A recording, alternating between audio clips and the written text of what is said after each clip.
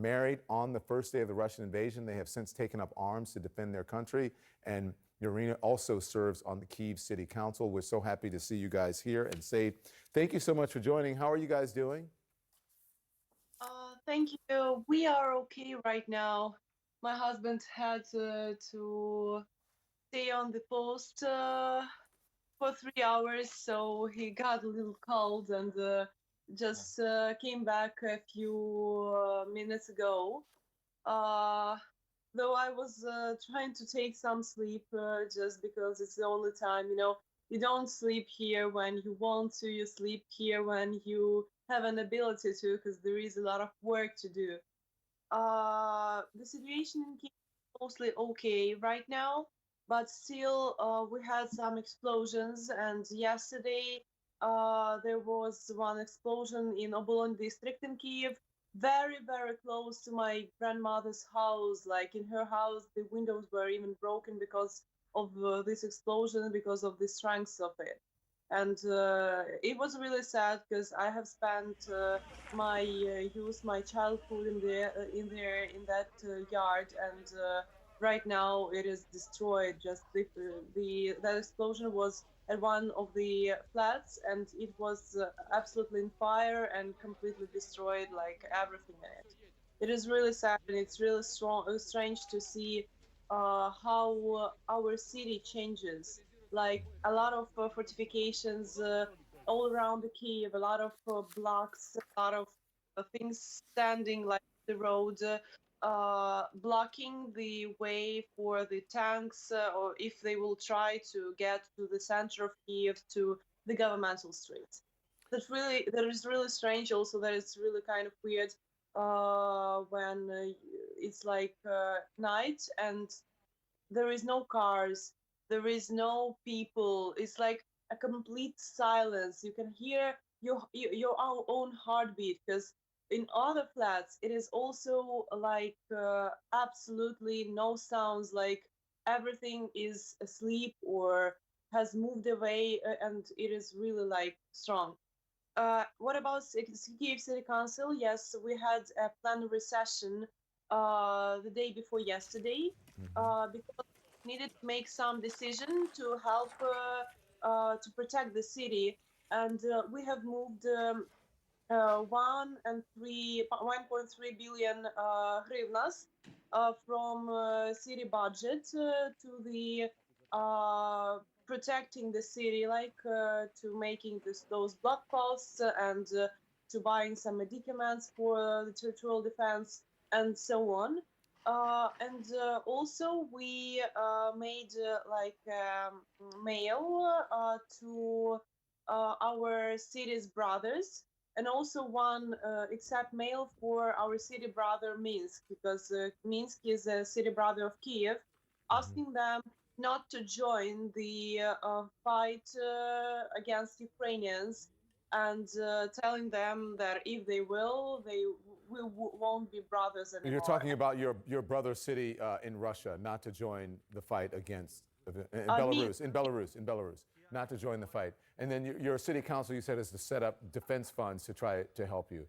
Listen, it's amazing to hear, to see you guys there, but also to hear you speak with such clarity about what you're doing, and you have a list there because you want to get that out, and I think that is very commendable.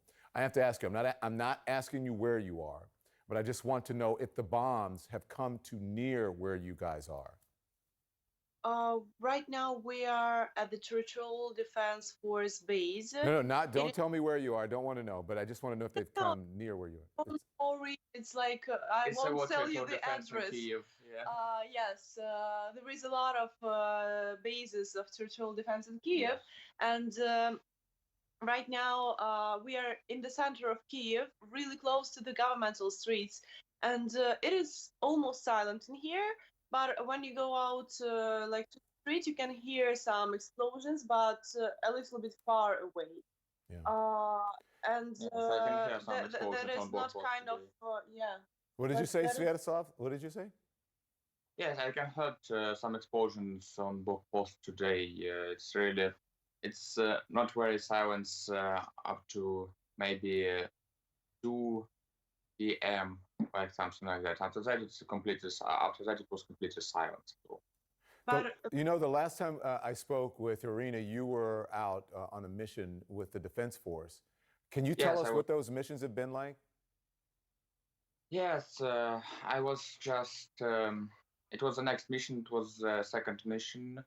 It was a second mission, right? second, When yes. yes, it was a second mission. I was on the next position on the key borders. Just I was teaching our civilians how to do Molotov cocktails. Just burst out of my hands with that work. And actually, we do some new positions. We again we wait Russian techniques colony that could try to break through our regular army, just fighting with some sabotage groups. So were you in direct contact with Russian soldiers? Yes, Yes, we have some contact in that. you did. Yes, I did. Talk to me about it. Well, it was a sabotage group in the forest near our positions. We just have a secrets position, which from which we just look at the forest. Looking at the forest, I've been looking at the forest, yes, and just some sabotage groups are trying to find our artillery position. We really have a lot artillery fire on our position, just from our armies, from our and from our enemies. Just something like It was like very flying above yes, the head. flying about just flying about the head. It's very noisy. It's not like in it's border. If we're really very noisy place. What are the, And- Sviatoslav, what are the conditions like out there? I think Irina said that you came back, you were out in the cold, you were cold? Yes, a little bit. It's not about my calls. It's just about my hands and my feet And nose. and nose. Yes, of course, and nose. But What are the it's- conditions like out there? Talk to us about what it's like being out there. Is it because you said you were with the sabotage group and you were looking, so some of the convoy, that 40-mile long convoy, have made its way, we're told, into the towns, into woods, or what have you. Have you been in contact with anything like that in some of the tanks that have been, or is this just sort of hand to hand? And I think happily we haven't got some contact like that because it just really many artillery on fire from our side.